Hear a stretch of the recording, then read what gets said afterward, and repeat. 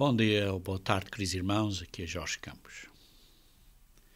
A Bíblia está cheia de tipos, de exemplos ou figuras da realidade. Por exemplo, há vários tipos e depois há o antitipo ou a realidade, o qual o tipo representa. Por exemplo, o sumo sacerdote do Antigo Testamento é um tipo da realidade de Jesus Cristo, que é o verdadeiro sumo sacerdote nosso. Outro exemplo é, por exemplo, o Santo dos Santos no templo no Antigo Testamento, que era um tipo do trono de Deus. E, por exemplo, o sacerdócio levítico está cheio de tipos que representam a realidade em Cristo. Vejamos, por exemplo, aqui um exemplo em 1 Pedro, capítulo 3, versículos 20 e 21. Vê-se aqui outro exemplo de um tipo que representa algo que nós fazemos hoje em dia. Vejamos aqui em 1 Pedro, capítulo 3, versículo 20, está a falar aqui dos dias de Noé, nos quais, noutro tempo, foram desobedientes quanto à longanimidade de Deus, aguardava nos dias de Noé, enquanto se preparava a arca, na qual poucos, a saber, 8 pessoas, foram salvas através da água. Aqui está, por isso, a falar do simbolismo da arca e de passar e da chuva e de estar na água. E 8 pessoas foram salvas através da água. E depois continua no versículo 21, a qual, figurando o batismo. Vê-se aqui que o dilúvio e esta água em que as pessoas foram salvas na arca é figurativo do batismo. Agora também nos salva, não sendo a remoção da imundície da carne, quer dizer, não é o batismo, não é tomar um banho e lavar a carne física, mas a indagação de uma boa consciência para com Deus. Mas é a resposta a uma boa consciência para com Deus por meio da ressurreição de Jesus Cristo. E assim, o batismo é a realidade, figurando de um tipo que era a Arca de Noé, que representa o batismo, que por si próprio a realidade é a ressurreição de Jesus Cristo. Vê-se aqui tipos em tipos. O importante é lembrarmos que a Bíblia explica os seus tipos e os seus antitipos. Nós não podemos estar a fabricar as nossas ideias de tipos na Bíblia, porque a Bíblia por si própria explica esses tipos. Por exemplo, há muitas leis do Antigo Testamento que não as observamos da mesma maneira que eram observadas no Antigo Testamento. Porquê? Vejamos um exemplo. Existia, durante o tempo do Antigo Testamento e mesmo durante o tempo de Cristo, existia o sacerdócio levítico, que tinham certas responsabilidades de fazer certas ofertas e certas atividades no templo, as quais hoje em dia não podem ser feitas porque o templo não existe. E por isso essas leis não são praticadas. Por isso essas leis acerca do sacerdócio levítico não são praticadas hoje em dia. Mas os antitipos dessas leis, o significado simbólico dessas leis, é o que Jesus Cristo está a fazer hoje. E por isso aprendemos lições desses tipos.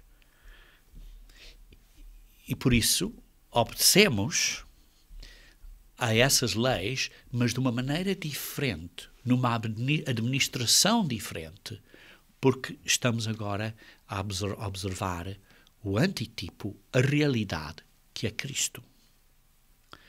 E por isso hoje, queridos irmãos, quero olhar a exemplos, ou digamos, típicos da Páscoa do Antigo Testamento e ver o antitipo da Páscoa do Novo Testamento, como esses exemplos foram, digamos assim, modificados do Antigo para o Novo Testamento.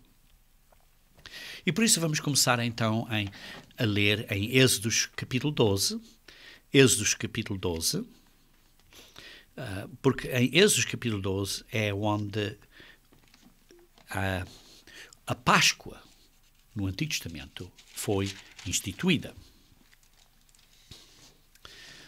A razão por que estou a cobrir este assunto é para nós entendermos melhor como devemos observar a Páscoa de acordo com as instruções do Novo Testamento. Porque nós vemos estes tipos que, digamos assim, são menores do que a realidade, o antitipo, que é maior, que é mais importante, que é de maior valor. Não é o tipo inicial que é de maior valor, mas é o antitipo, a realidade, que é Jesus Cristo, que é de maior valor. E por isso, quando observamos a Páscoa no Novo Testamento, os tipos do Antigo Testamento são simplesmente lições. Mas o antitipo, que é Cristo, que é o Cordeiro Pascal, esse é o qual nós, digamos assim, comemoramos. E por isso vamos ver então alguns dos princípios do tipo da Páscoa no Antigo Testamento, em Êxodos capítulo 12. Vamos começar a ler do versículo 1. Disse o Senhor a Moisés e Arão na terra do Egito: Este mês vos será o principal dos meses, será o primeiro mês do ano.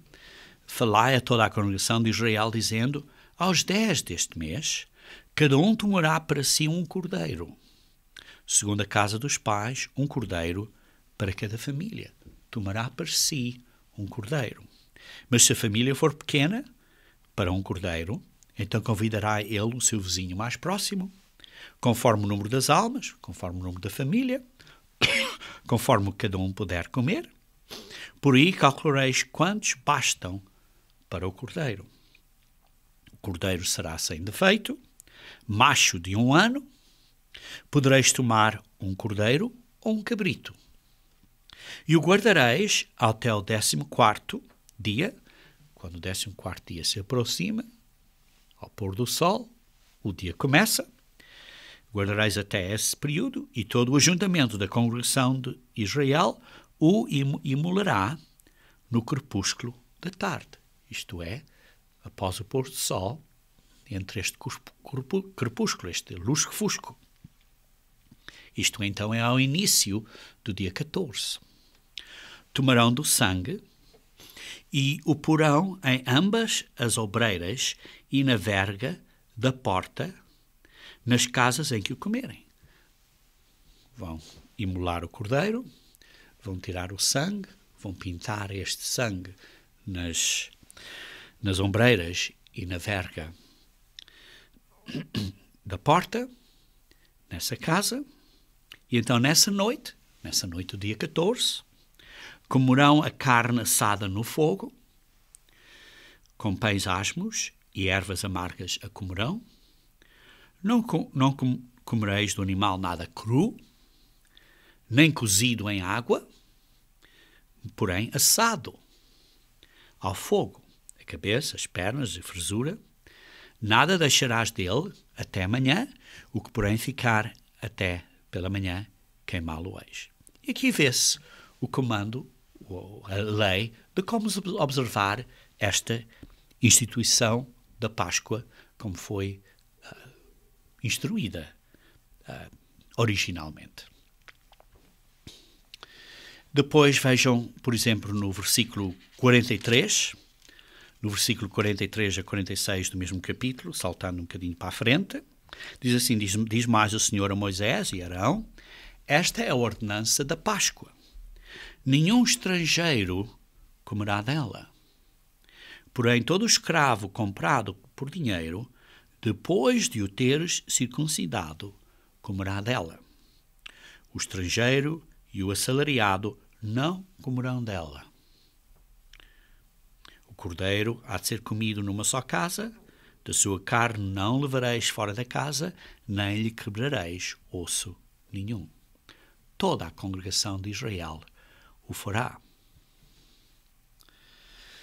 E vê-se aqui uma série de instruções acerca da Páscoa. Tinham que escolher um cordeiro, um cabrito, tinha que ser imolado no dia 14.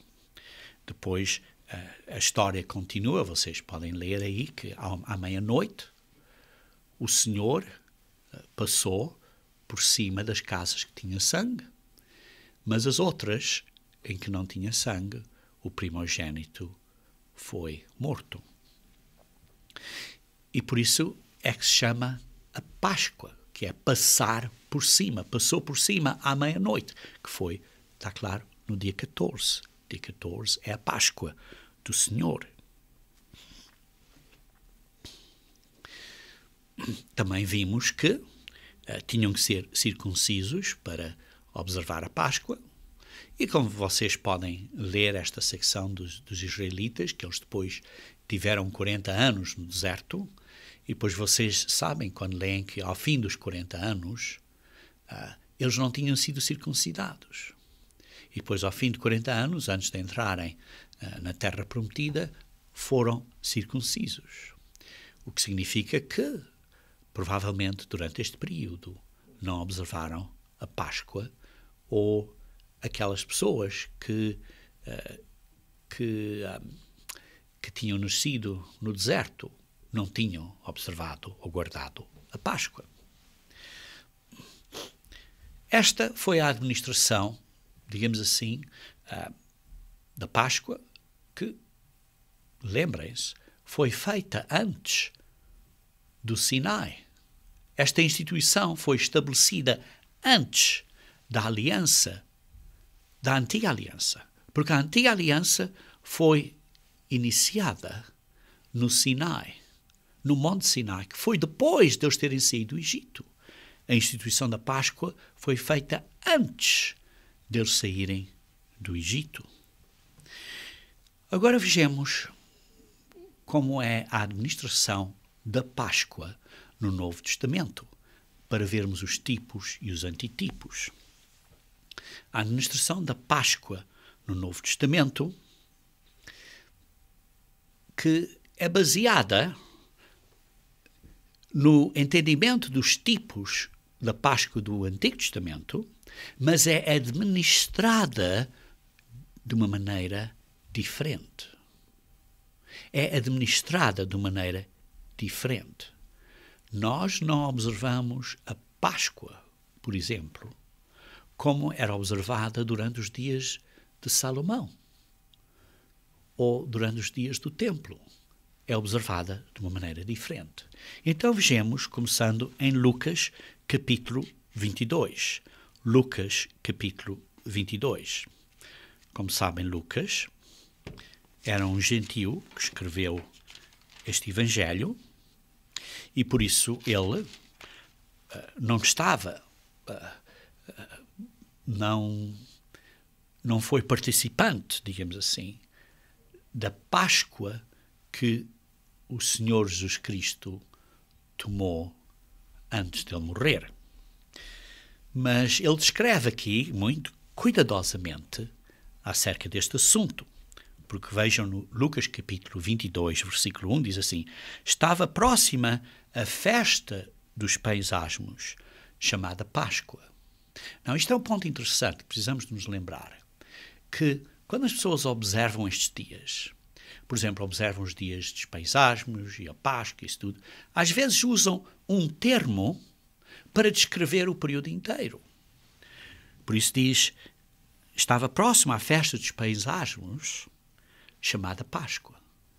Eles usavam aqui, vê-se, o termo Páscoa para descrever não só a Páscoa, mas também os dias dos pães asmos. Este período, digamos assim, era um coloquialismo, uma maneira de falar como usavam. Por isso estava próximo à festa dos pães asmos, que eles conheciam como a Páscoa. E depois vejam um bocadinho mais adiante, no versículo 7. Chegou o dia dos pães asmos. A palavra da festa não está no grego, e por isso devia de se ler: chegou o dia dos pães asmos. Aquele dia, deste período dos asmos, ainda não era a festa dos pães asmos, era deste período dos asmos, em que importava comemorar a Páscoa. Por isso estávamos aqui no dia, provavelmente a aproximar-se do dia 14, digamos assim, o dia antes disso. E Jesus depois enviou Pedro e João, dizendo: ide preparar-nos a Páscoa para que a comemos. Claramente Jesus Cristo está a falar aqui da Páscoa. Não está a falar de uma refeição qualquer, está a falar da Páscoa. Prepara-nos a Páscoa para que a comamos. E eles lhe perguntaram: onde queres que a preparemos?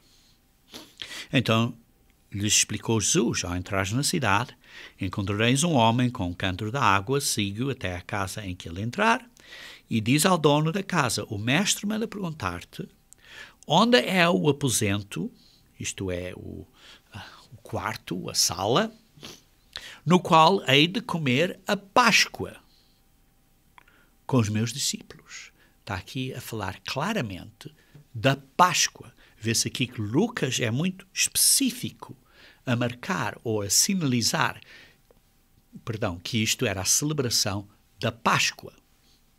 Não era uma refeição qualquer. Não era um dia diferente. Todos eles sabiam muito bem que era a Páscoa e quando era a Páscoa. Ele vos mostrará um espaçoso cenáculo mobilado, ali fazei os preparativos.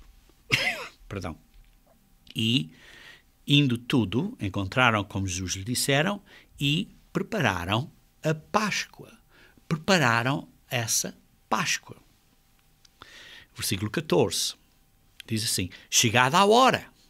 Queridos irmãos, não foi só o dia correto, foi a hora. A hora que, como sabemos, foi depois do pôr do sol. O dia 14 começou e então, chegada a hora, pôs-se Jesus à mesa e com ele os apóstolos. E disse-lhes: tenho desejado ansiosamente comer convosco esta Páscoa.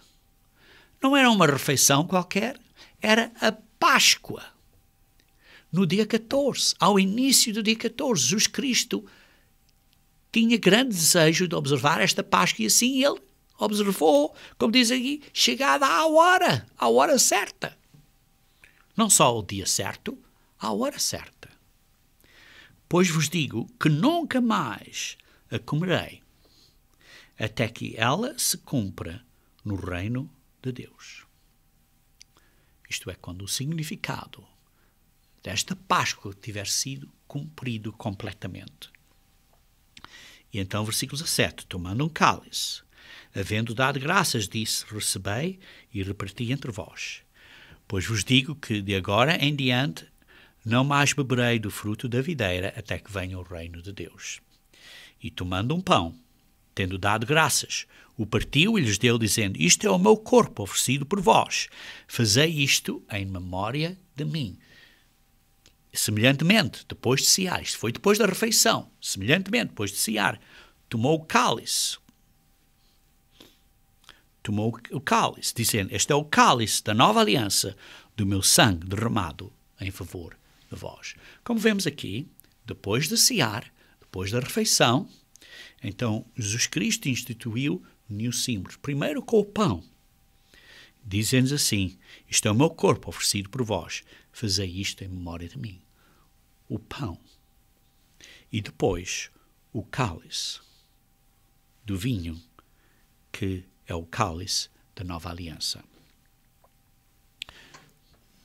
Todavia a mão do traidor está comigo à mesa. Diz aqui que Judas Iscariotes ainda estava à mesa com ele.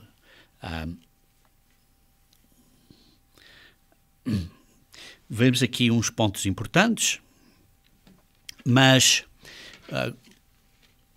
o que vemos aqui, o que quero dar ênfase aqui, é que Jesus Cristo instituiu uns símbolos novos. Na Páscoa do Novo Testamento, instituiu uns símbolos novos.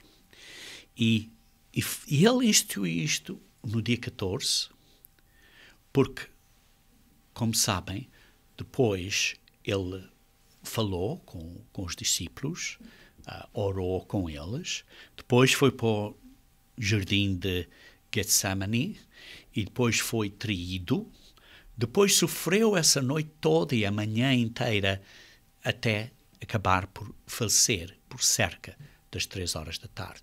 Por isso vemos aqui um período de ser traído, de sofrer e de morrer, que é simbólico do sofrimento que é o corpo de Cristo, que ele teve antes de morrer, que é o pão, e a morte dele, o sangue derramado, que é simbolizado pelo vinho. E por isso, durante a Páscoa, temos ambos o pão e o vinho, o cálice, que representam o sofrimento e a morte de Cristo. Tudo isto aconteceu durante o período do dia 14. E por isso é que ele diz, fazei isto em memória de mim. Ele comandou, ele deu uma instrução, deu um mandamento, a dizer para fazerem isto em memória de mim. E depois vejam um bocadinho mais adiante, em Lucas 23, versículo 50. Lucas 23, versículo 50, diz assim, depois dele ter morrido, depois de Jesus ter morrido, e ainda era lá para o fim do dia 14, eis que certo homem, chamado José, membro do Sinédrio, homem bom e justo, que não tinha concordado com o desígnio e a ação dos outros, natural de Arimateia, cidade dos judeus, e que esperava o reino de Deus, tendo procurado a Pilatos, pediu-lhe o corpo de Jesus. E tirando do madeiro, envolveu-o num lençol de linho e depositou-o num túmulo aberto em rocha, onde ainda ninguém havia sido sepultado. Era o dia da preparação e começava o sábado. Este dia era um dia antes do sábado. Como sabemos, o dia 14 não é sábado, mas o dia 15, no calendário de Deus do primeiro mês, é um sábado anual. E por isso ele morreu antes do sábado. Era o dia da preparação, antes do sábado.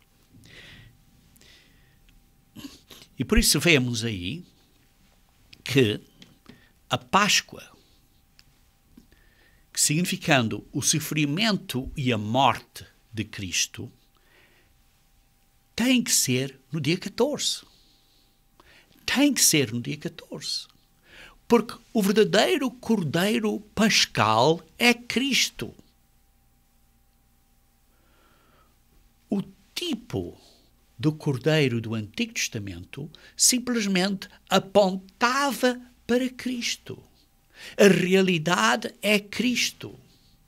E por isso o importante, a Páscoa que observamos é em memória dele, memória de Cristo, e fazemos isso no dia em que ele disse para nós fazermos. No dia 14, não é no dia 15. Jesus teve que morrer no dia 14 porque era o dia da preparação para um sábado. Ora, isto não era um sábado semanal, porque se fosse um sábado semanal, ele teria morrido numa sexta-feira, teria ressuscitado sábado antes do pôr do sol, não estava na sepultura 3 dias e 3 noites. Na revista Boa Nova, na edição de março-abril, que podem baixar do nosso site, revistabonova.org, revistabonova.org, na página 8, temos um gráfico muito claro e explicativo de como 3 dias e noites no túmulo não pode ser de sexta-feira até domingo de manhã, por exemplo, porque isso não é 3 dias e 3 noites. O gráfico é muito bem explicativo e vocês podem ver isso na revista Boa Nova, na página 8, na edição de março-abril de 2014. Podem baixar e podem ver. E por isso, esse sábado não foi um sábado semanal. E por isso o dia da preparação não foi uma sexta-feira, mas foi um sábado especial. Vejam, por exemplo, em João, capítulo 19, versículo 31. João 19, versículo 31, diz assim: então os judeus, para que no sábado não ficassem os corpos na cruz. Que sábado era este? O sábado anual, que era o dia 15 do primeiro mês, de acordo com o calendário de Deus. Então, os judeus, para que no sábado não ficassem os corpos na cruz, visto como era a preparação, pois era grande o dia daquele sábado. Não era um sábado normal, semanal, mas era grande o dia daquele sábado porque era o primeiro dia dos pães asmos, o dia 15 do mês. Pois era grande o dia daquele sábado. Rogaram a Pilatos que se lhe quebrassem as pernas e fossem tirados. E vocês leem aí que não quebraram as pernas de Jesus Cristo porque ele já estava morto, já tinha morrido. E por isso, vemos aqui claramente que Jesus Cristo sofreu e morreu no dia 14. Sofreu e morreu no dia 14, não no dia 15. Quando é que a Páscoa do Antigo Testamento é observada? Hoje em dia, os judaicos observam a Páscoa ao fim do dia 14, ao começo do dia 15. Mas isso não é o que a Bíblia diz. A Bíblia diz que a Páscoa do Senhor é no dia 14. E no dia 15 é o primeiro dia dos pães asmos. Vê-se aqui claramente que Jesus Cristo guardou a Páscoa no dia 14. E que ele já estava morto antes do dia 15. E por isso precisamos de guardar a Páscoa, a Páscoa do Novo Testamento, que é representada pelo antitipo, pela realidade que é Cristo. Que Cristo sofreu e morreu por nós no dia 14. E por isso precisamos de guardar a Páscoa em memória dele no dia 14. Não no dia 15. E por isso, vamos ver então alguns tipos e antitipos da Páscoa. Por exemplo, nós observamos a verdadeira Páscoa do Novo Testamento. Na Páscoa do Antigo Testamento, de Êxodos 12, em nenhum sítio fala de tomar um cálice de vinho. Isso é no Novo Testamento. Nós, queridos irmãos, comemoramos a verdadeira Páscoa do Novo Testamento. E por isso vejamos alguns tipos da Páscoa. Em primeiro lugar, em Êxodos 12, fala acerca de tirarem um cordeiro. Vejam comigo, se faz favor, em Êxodos 12, capítulo 11 e 12. Êxodos 12, capítulo 11, Êxodos 12, versículo 11 e 12.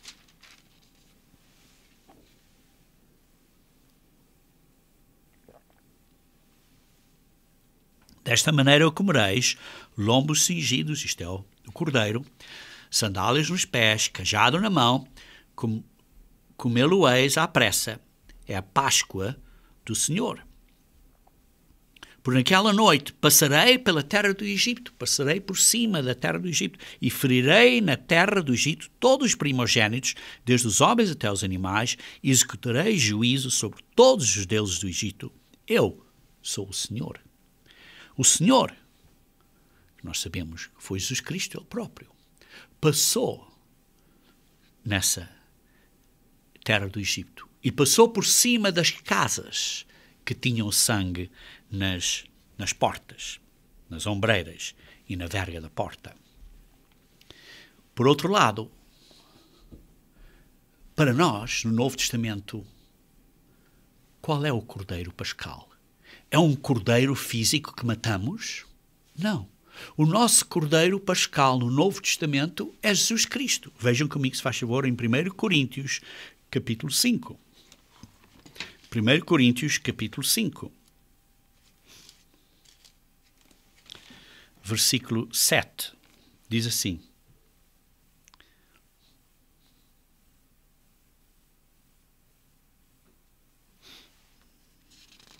Primeiro Coríntios, parece que tenho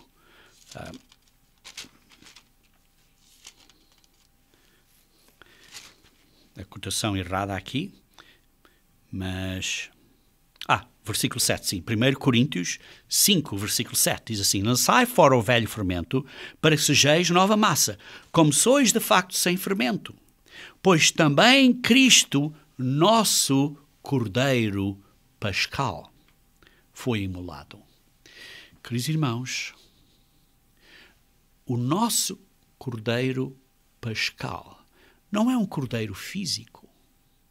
Por isso, quando nós celebramos a Páscoa, não é a morte de um cordeiro físico. É o sofrimento e a morte de Jesus Cristo, que também foi no dia 14. E por isso é que diz: lançai fora o velho fermento, para que sejais uma nova massa. Como sois de facto sem fermento. Isto está a falar acerca de observarmos os dias dos pães asmos e de praticarmos e tirarmos o asmo nos dias de pães asmos das nossas casas, porque isso é simbólico também de nos lembrar, de pensarmos e lembrar que precisamos de tirar o velho fermento. Isto é, da maldade e da malícia. Simbólico do fermento físico. O simbolismo do fermento físico, tipo e antitipo. Queridos irmãos, quando nós observamos a Páscoa, nós não estamos a comemorar matando cordeiros.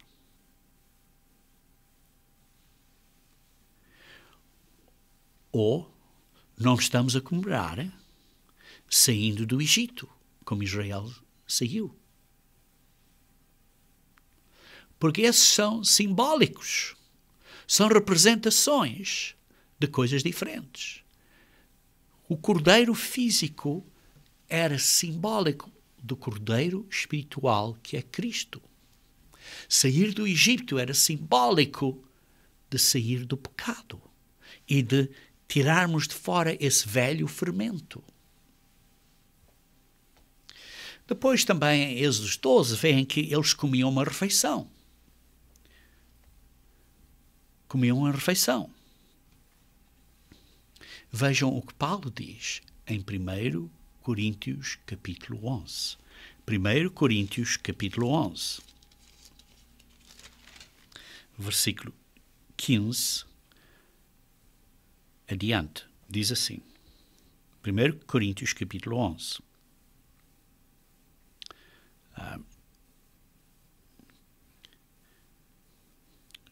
Versículo 17, perdão.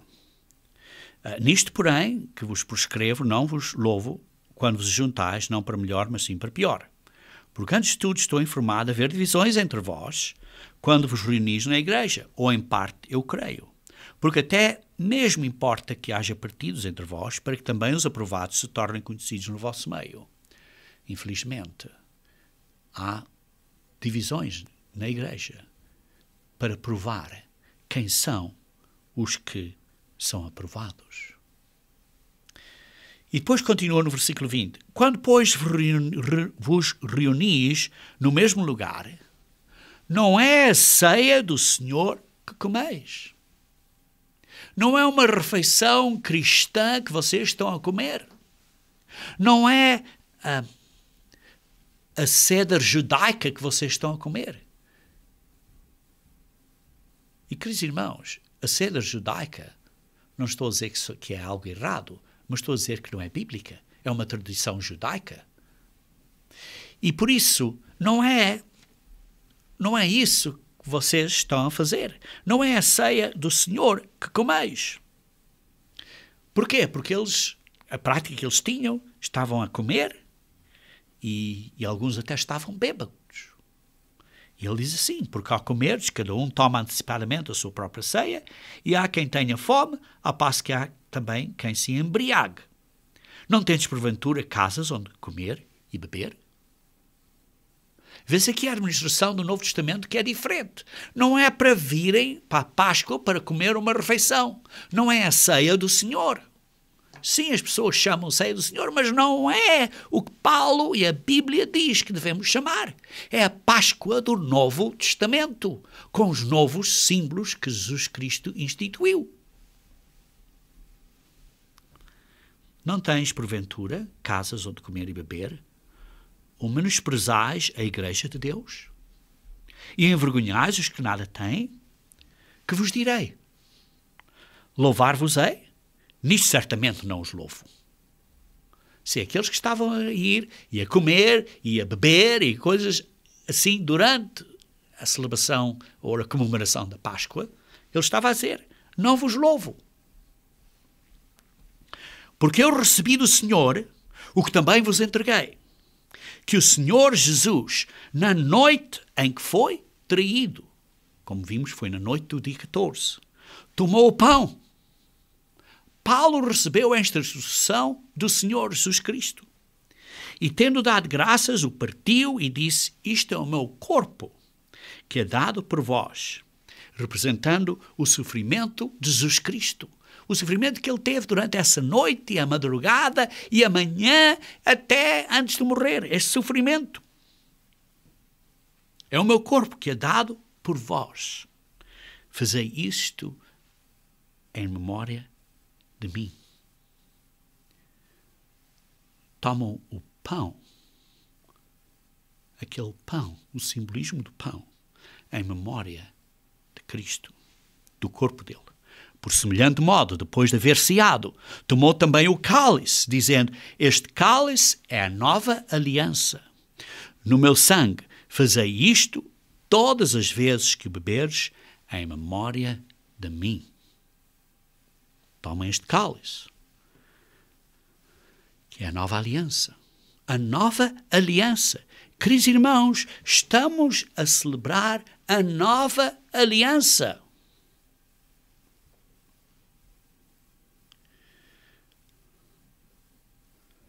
Queridos irmãos, a Páscoa do Novo Testamento é para ser observada como Jesus Cristo nos disse para praticar, e não de acordo com tradições, sejam elas de quem forem. A Páscoa do Novo Testamento é para ser praticada como Jesus Cristo nos disse para praticar.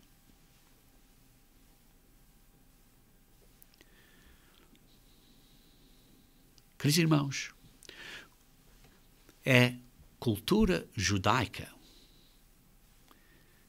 de praticar, de comer uma refeição no dia 15. Mas isso não é Páscoa. Isso não é Páscoa. Páscoa é no dia 14. Queridos irmãos, nós não guardamos o sábado e os dias santos como os judeus guardam. O judaísmo não é a religião de salvação. Porque os judeus rejeitaram Cristo como no seu cordeiro. Eles têm que se arrepender disso. E se arrependerão. Por isso é que Paulo disse, estas tradições que vocês têm é uma porcaria. Eu pratiquei isso tudo, melhor que vocês todos. Mas hoje, para mim, isso não é nada. Por isso vimos tipos e antitipos da Páscoa. O Cordeiro, que era matado. O antitipo é Jesus Cristo. Vimos comer uma refeição. Nós não comemos uma refeição. Simplesmente temos os símbolos do pão sem fermento e do vinho, do cálice pequenino de vinho, em memória de Cristo durante a Páscoa. E depois, em Êxodo 12, tinha um simbolismo do sangue. Do sangue nas portas. Nós pomos sangue nas portas quando observamos a Páscoa? Não. Mas sangue é importante. Vejam, por exemplo, em Apocalipse, capítulo 1. Apocalipse, capítulo 1.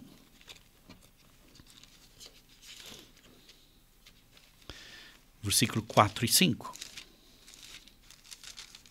Apocalipse, capítulo 1, versículo 4 e 5.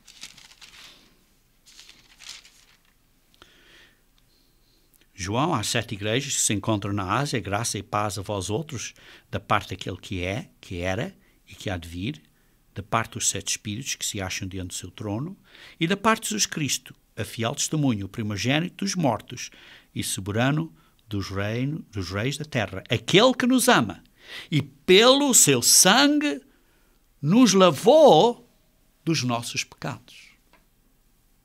Sangue é importante, o sangue de Jesus Cristo. Mas é simbolizado por aquele vinho.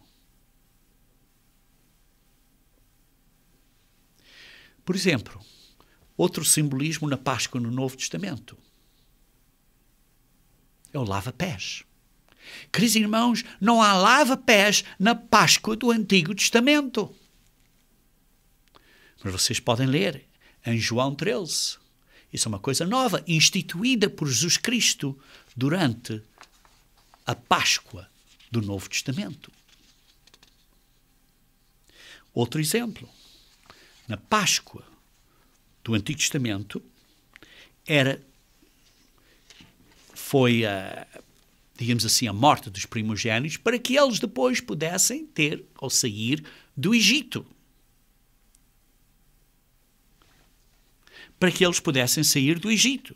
Por isso, é um memorial que conduziu ao dia seguinte, que foi o dia 15, em que eles saíram do Egito.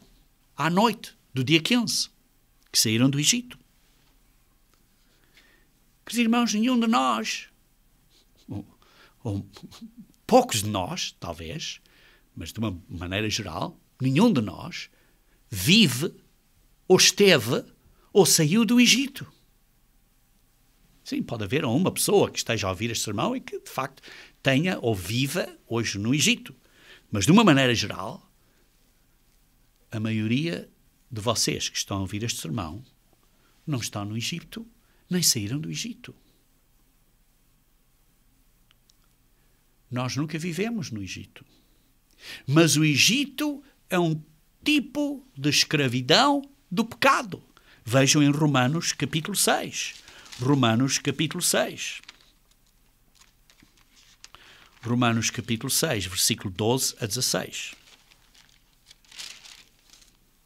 Diz assim: Não reine, portanto, o pecado em vosso corpo mortal, de maneira que obedeceis às suas paixões. Nem ofereçais cada um os membros do seu corpo ao pecado, como instrumentos de iniquidade. Mas oferecei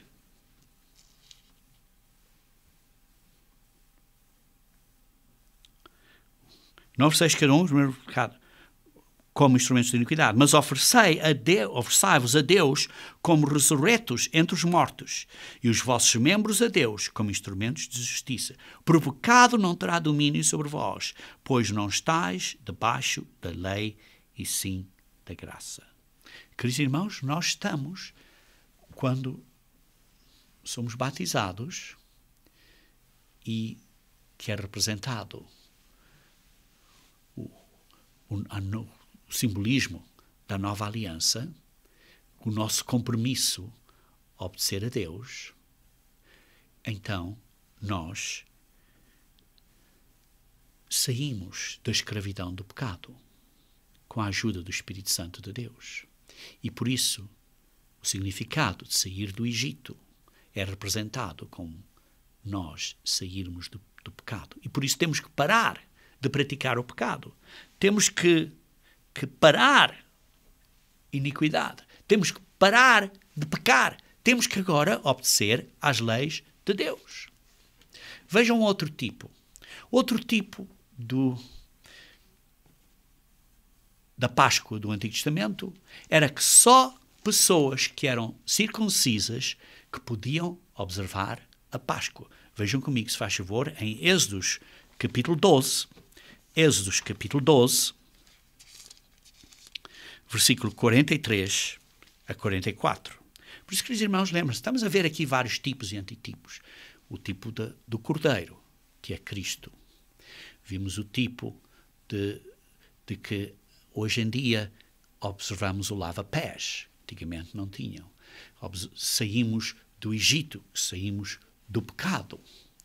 Vemos assim vários tipos que na Páscoa do Novo Testamento têm um significado diferente, têm uma administração diferente.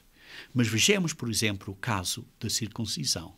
Em Êxodos, capítulo 12, 43 a 44, diz assim: Disse mais o Senhor a Moisés e a Arão: Esta ordenança da Páscoa, nenhum estrangeiro comerá dela, porém todo escravo comprado por dinheiro, depois de o ter circuncidado, comerá dela. Era preciso que as pessoas fossem circuncisos para observar a Páscoa. A Páscoa do Antigo Testamento necessitava que as pessoas fossem circuncisos. O que se pode dizer então acerca da Páscoa do Novo Testamento? Vejam comigo em Gálatas capítulo 5, versículo 1. Gálatas capítulo 5, versículo 1. Para a liberdade que foi de Cristo nos libertou. Permanecei, pois, firmes e não vos submeteis de novo a jugo de escravidão. Por isso está aqui a dizer, tenham cuidado, que não estejam a tentar a fazer tudo tal como era feito na Antiga Aliança.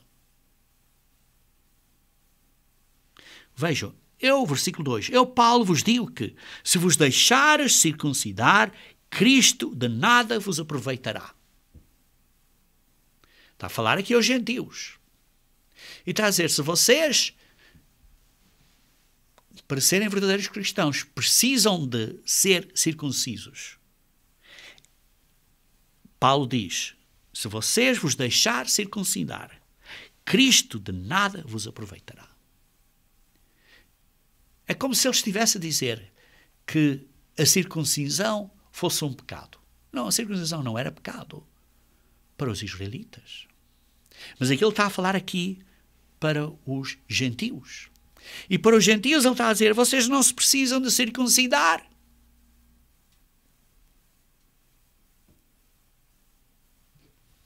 Imagine se nós tivéssemos essa necessidade hoje em dia. Quando as pessoas fossem observar a Páscoa, aos homens tinham que ver, é circunciso? Sim, podes tomar a Páscoa. Não és? Ah, não podes tomar a Páscoa. Ridículo. Por exemplo, se observassem todas as coisas do Antigo Testamento, por exemplo, as senhoras, se fossem esse período ou tempo do mês, não poderiam vir à igreja. Mas isso eram instruções que eram do Antigo Testamento, não são do Novo Testamento. Essas leis têm aplicações diferentes, princípios diferentes. Você não pode fazer tudo como os judeus faziam, porque estamos debaixo de uma nova administração. Os gentios têm que matar um cordeiro e ir a Jerusalém para a Páscoa. Não. Então o que é que Paulo estava a dizer aqui? Em Gálatas 5, versículo 2. Paulo vos digo que se vos deixar circuncidar, Cristo de nada vos aproveitará. O que é que ele está a dizer? Ele está a falar aqui de pessoas que estavam a dizer aos gentios que era necessário que eles fossem circuncisos para serem salvos. Que a circuncisão era um ponto de salvação. Isto é, eles estavam a pôr pressão aos gentios a dizer: se vocês não forem circuncisos, não podem ser salvos. A salvação não é pela circuncisão, é por Jesus Cristo. E porquê é que eles diziam isso? Porque a lei dizia, como lemos em Êxodo 12, que tinham que ser circuncisos para tomar a Páscoa. Mas, queridos irmãos, essa é a administração do Antigo Testamento. A administração do Novo Testamento é diferente. Vejam, continuando aqui no versículo 3. Galatas 5, versículo 3. De novo testifica todo o homem que se deixa circuncidar, que está obrigado a guardar toda a lei cerimonial, destas cerimónias, destes rituais. De Cristo vos desligastes, vós que procurais justificar-vos na lei.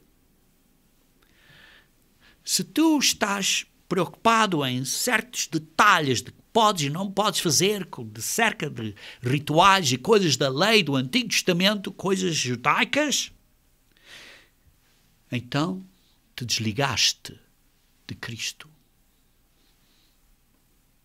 Porque estás a procurar-te, justificar-te na lei ritual e cerimonial. E por isso descaíste da graça de Cristo. Porque nós, pelo Espírito, aguardamos a esperança da justiça que provém da fé. Então, por isso é que as pessoas dizem: por isso não precisamos de obedecer às leis do Antigo Testamento. Assim? Então podemos matar agora? É isso que Paulo está a dizer, que podemos matar? Está a dizer que podemos assassinar pessoas? Está a dizer que podemos roubar? Não. Então o que é que Paulo está a dizer? Ele está aqui a liderar com pessoas que estavam a dizer aos gentios que precisavam de observar as leis rituais e cerimoniais, e nós não temos que fazer isso. Você não precisa, por exemplo, de usar borlas nas franjas das roupas. Por que eles usavam as borlas nas franjas das roupas? Porque eles não obedeciam às leis de Deus. E por isso tinham estas borlas nas franjas da roupa para os lembrar que tinham que obedecer às leis de Deus.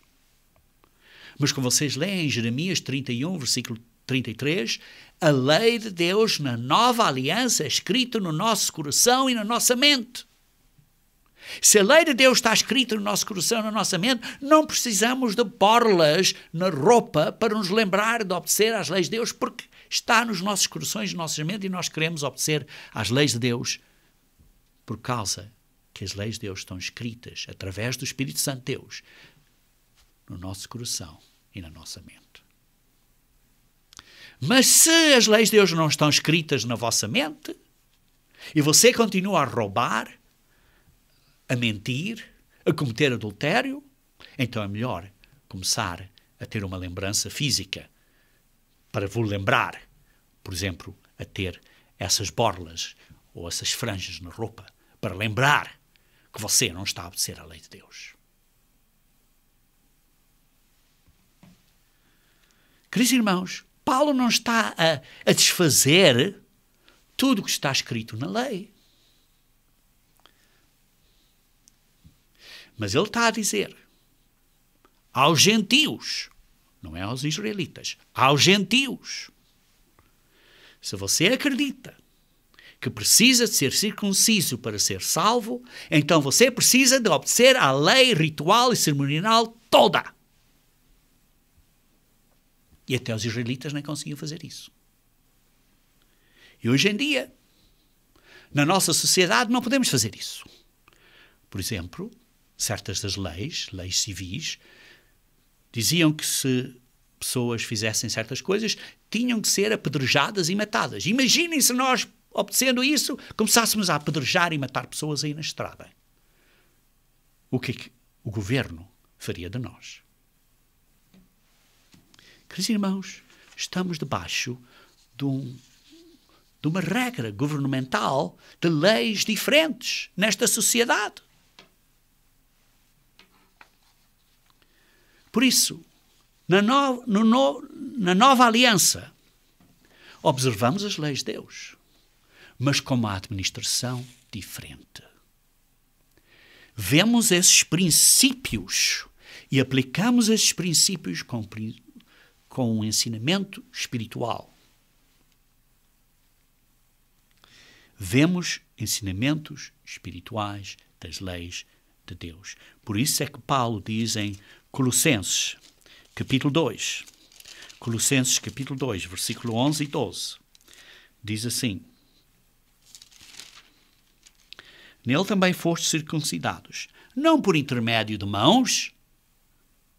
Sim, precisamos ser circuncidados para tomar a Páscoa do Novo Testamento, mas não é uma circuncisão por meio de mãos, mas no despojamento do corpo da carne, que é a circuncisão de Cristo. Tendo sido sepultados juntamente com ele no batismo, no qual igualmente fostes ressuscitados mediante a fé no poder de Deus que o ressuscitou dentre os mortos. Os nossos corações são circuncisos com esta faca, digamos assim, com esta faca que corta, que é o Espírito Santo de Deus, e que corta o nosso coração físico. E por isso, queridos irmãos, por isso é que nós, na Igreja de Deus, somos assim, tomamos muito cuidado a perguntar às pessoas, antes de tomarem a Páscoa do Novo Testamento, se essas pessoas de facto foram batizadas e se de facto entendem o que é o verdadeiro arrependimento. Se entendem o compromisso que fizeram, se entendem que foram perdoados por quebrar as leis de Deus, se entendem esse compromisso, se foram completamente debaixo d'água, como é o batismo representado, se as mãos foram impostas neles e se receberam o Espírito Santo de Deus. Por isso é que perguntamos às pessoas muito cuidadosamente antes de tomarem a Páscoa. Porquê? Porque a lei diz que precisamos ser circuncisos antes de tomar a Páscoa. Mas a nossa circuncisão é a circuncisão de Cristo, que não é feita com mãos. A nossa circuncisão não é uma circuncisão física. Mas antes de tomarmos a Páscoa, temos que ser circuncisos espiritualmente. Porque senão, somos amaldiçoados pela lei. Queridos irmãos, não é uma questão de controlar as pessoas, não. Mas é uma questão de que se você não obedece a isto, você será amaldiçoado por Deus.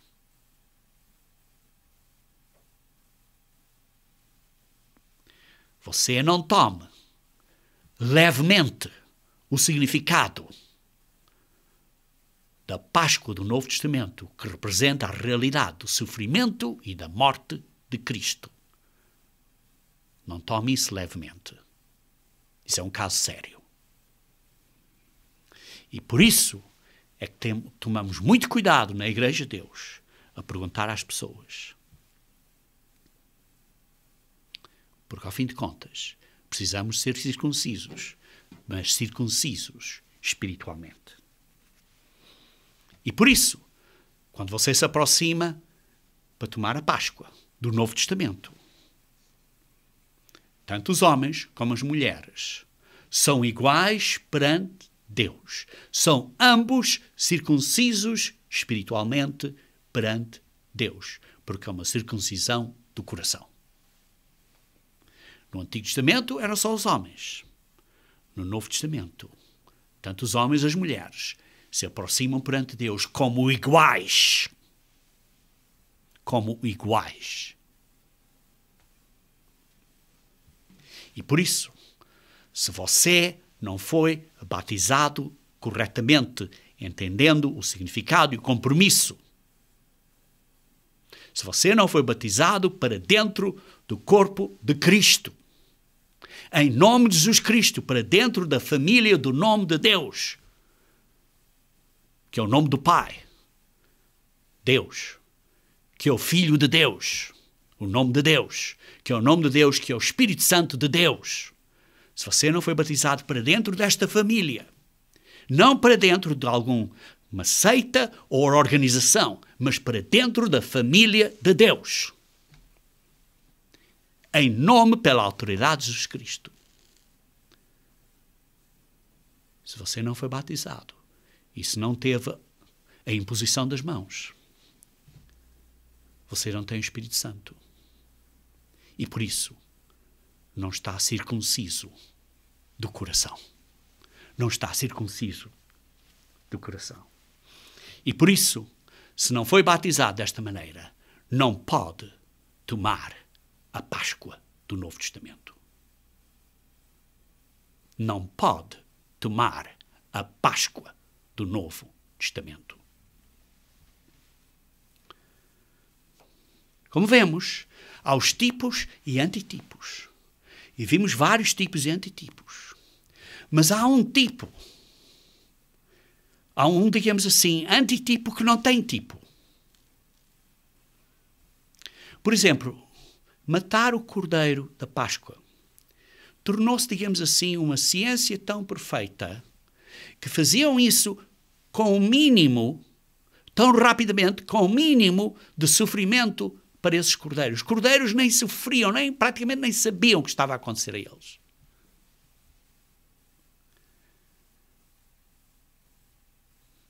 Deus não quis causar tortura, sofrimento em animais. Mas o Messias, como lemos em Isaías 53, teve que sofrer. Foi torturado antes da morte, que é o significado do pão.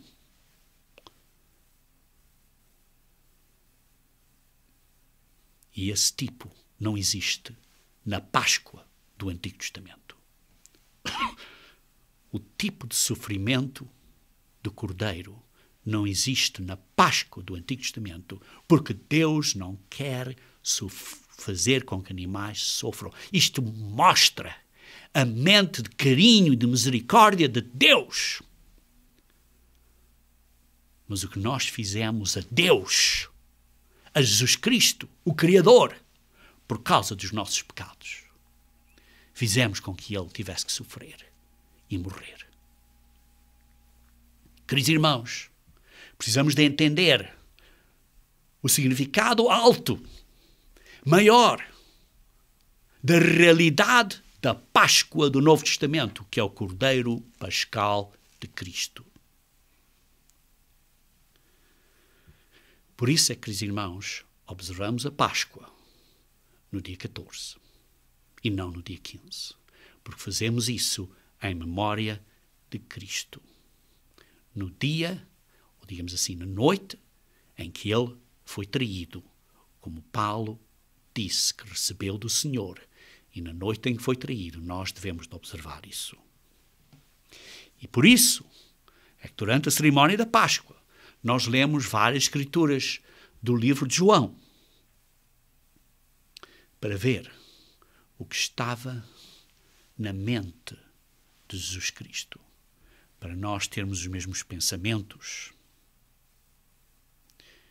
para termos a mente Cristo.